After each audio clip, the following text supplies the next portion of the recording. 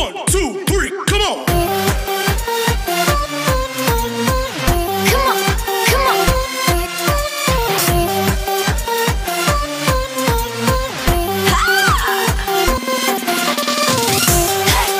Assalamualaikum warahmatullahi wabarakatuh. Halo anak-anak ibu, apa kabar semuanya? Semoga selalu dalam keadaan sehat dan selalu dalam keadaan semangat. Bertemu lagi dengan Bu Ismi di mata pelajaran spreadsheet, dan kali ini kita akan masuk ke materi baru, yaitu menganalisis data berdasarkan rumus matematika. Apa saja sih materinya? Yuk simak videonya.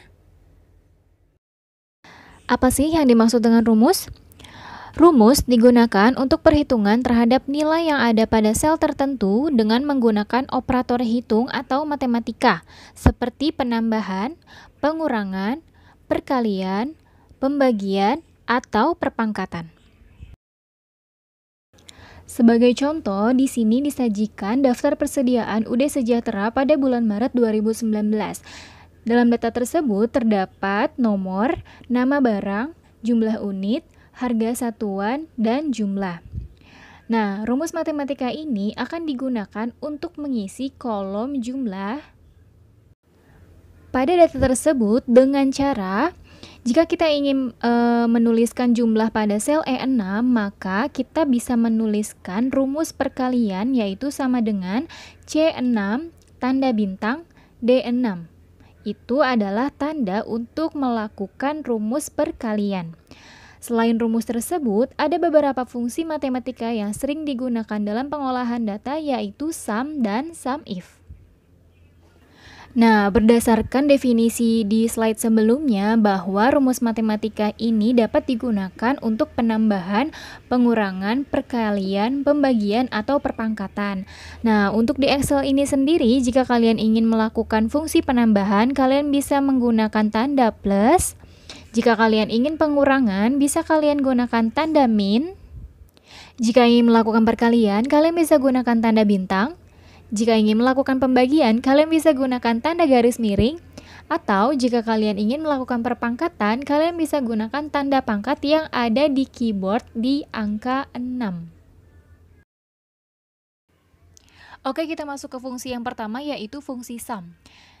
Digunakan untuk menjumlahkan data yang terdapat pada beberapa sel. Bentuk penulisan fungsi sum yaitu sama dengan sum, buka kurung, number 1, titik koma, number 2, titik koma, dan seterusnya. Atau kalau di blok itu bisa langsung blok dari mulai sel yang pertama sampai sel yang terakhir yang ingin dijumlahkan. Jadi nanti dia akan otomatis. Dan untuk tanda pemisahnya itu kan di contoh yang ibu buat titik koma ya. Tapi ada juga Excel yang menggunakan koma. Jadi tergantung dengan Excel masing-masing. Biasanya sebenarnya itu tergantung dengan kondisi pengaturan region dan format number yang ada di control panel gitu. Jadi kalau misalkan titik koma nggak bisa, kalian bisa pakai koma, atau sebaliknya. Kalau koma nggak bisa, kalian bisa pakai titik koma. Berikut adalah langkah-langkah untuk mencari jumlah total dari data yang ada pada contoh ya anak-anak. Yang pertama, kalian lakukan klik kursor pada sel yang dituju. Jika kalian ingin menjumlahkan sel dan menaruh jumlah tersebut di sel E8, maka kalian klik sel E8. Lalu setelah itu, kalian klik tab ribbon auto sum, dan yang terakhir kalian pilih sum, lalu ketikkan sel E6.2 E7. Nah, sel yang diketikkan ini adalah sel yang ingin dijumlahkan. Jika sudah, kalian klik enter, maka akan muncul tampilan dari jumlah data yang kalian ingin jumlahkan tadi. Nah, anak-anak, berikut ibu tunjukkan caranya ya. Ibu akan berikan tutorialnya. Kita kan akan menjumlahkan sel E8 ya anak-anak ya. Maka kita klik sel E8.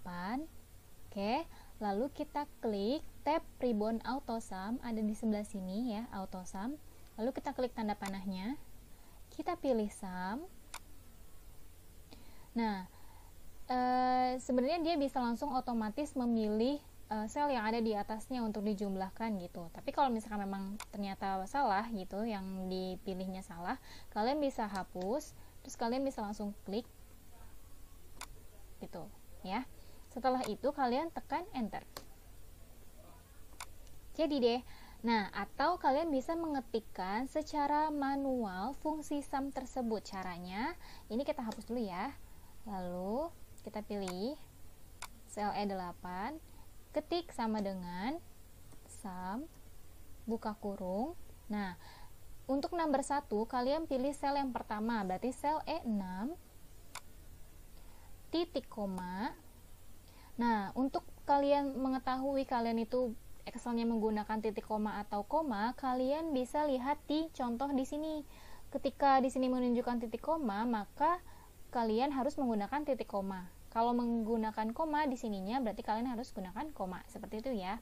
Lalu kita masukkan number 2-nya nih. Di sini kan kalau dia tulisannya lebih tebal, berarti ini adalah sel yang harus dipilih gitu. Yang akan segera dipilih selanjutnya, seperti itu. Lalu kalian klik sel yang untuk dijadikan number keduanya. Klik. Karena cuma ada 2 yang mau dijumlahkan, maka langsung kita tutup kurung dan enter.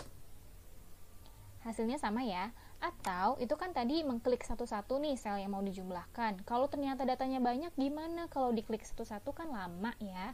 Oke, berarti kita ulang. Kita ketik sum, buka kurung, kita blok saja sel mana yang ingin dijumlahkan, karena sel yang ingin dijumlahkan mulai dari sel E6 sampai sel E7, maka kita blok E6 sampai E7, kita blok ya sampai dia tertulis di sini E6 sampai E7 range-nya, kita tutup kurung lalu enter. Maka dapatlah hasil penjumlahan dari sel E6 dan sel E7. Oke, selanjutnya kita masuk ke fungsi yang kedua, yaitu fungsi SUMIF. Fungsi SUMIF digunakan untuk menjumlahkan data bersifat numerik yang memenuhi kriteria tertentu. Kriteria ini harus kita tentukan sendiri. Jadi kalau fungsi SUMIF ini adalah kita ingin menjumlahkan data-data tertentu saja. Tidak semua data kita jumlahkan gitu ya, berbeda dengan sum. Kalau sum itu semua data kita jumlahkan, kita tidak bisa memilih data mana yang ingin kita jumlahkan, seperti itu. Tetapi kalau fungsi SUMIF, kita bisa memilih dari sekian banyaknya data, mana sih data yang ingin kita jumlahkan, gitu anak-anak. Lalu bentuk penulisan fungsi SUMIF sendiri yaitu sama dengan SUMIF, buka kurung, range, titik koma, kriteria, titik koma, sum range. Keterangannya untuk range digunakan untuk menentukan range nilai yang akan diuji. Jadi untuk datanya itu data yang mana sampai yang mana, seperti itu. Dan untuk kriteria sendiri itu digunakan untuk menentukan kriteria. Nah, dari sekian banyaknya data, mana sih data yang ingin dijumlahkan, seperti itu ya. Jadi misalkan ada banyak jenis barang nih, jenis barangnya ada A sampai D. Nah, yang mau dijumlahkan itu hanya barang yang B saja. Oh, berarti kriterianya adalah yang B. Sedangkan A sampai D adalah range. Lalu untuk sum range merupakan data yang akan dijumlahkan. Jadi kalau dari tadi nih kan barangnya ada A sampai D. Nah, barang A di situ ada jumlahnya, B juga ada jumlahnya, C ada jumlahnya, dan D juga ada jumlahnya gitu kan. Jadi masing-masing barang ada jumlahnya. Nah, sum range itu adalah data jumlah dari semua barang A sampai D tadi.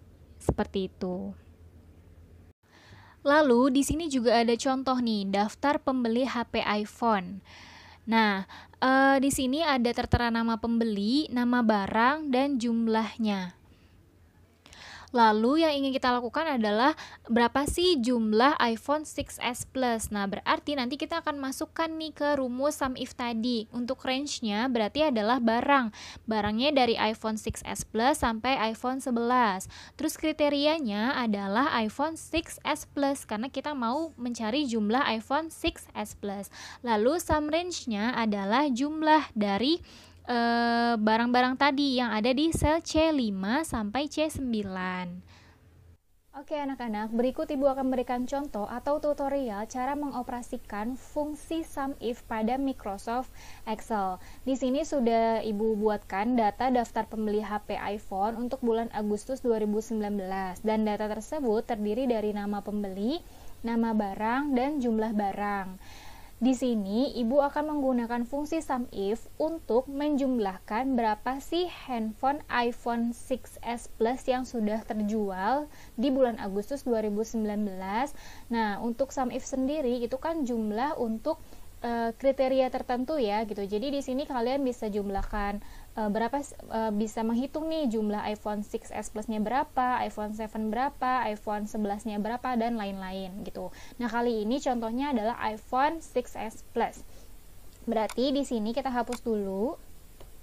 Oke. Setelah itu, kalian klik insert function, pilih SUMIF, lalu klik OK. Nah, isikan range. Range ini adalah sumber data yang ingin kalian gunakan untuk sebagai dasar kriterianya gitu, range-nya. Berarti mulai dari nama barang ya. Jadi mulai dari sel B5 sampai B9. Setelah itu kriterianya tuh apa? Kalian mau jumlahkan yang mana? Oh, yang mau dijumlahkan adalah iPhone 6s Plus. Berarti kalian ketikkan iPhone, jangan lupa pakai tanda kutip 2 ya, iPhone 6s Plus, lalu tutup lagi dengan kutip, dan sum range. Sum range itu adalah kelompok data yang jumlahnya gitu kan. Kalau tadi sudah ada barangnya di range, sekarang sum range itu untuk jumlahnya. Sekarang kita blok dari sel C5 sampai C9. Nah, setelah sudah semuanya nih ya, range-nya sudah diisi, kriterianya juga sudah, sum range-nya juga sudah, berarti kita klik OK.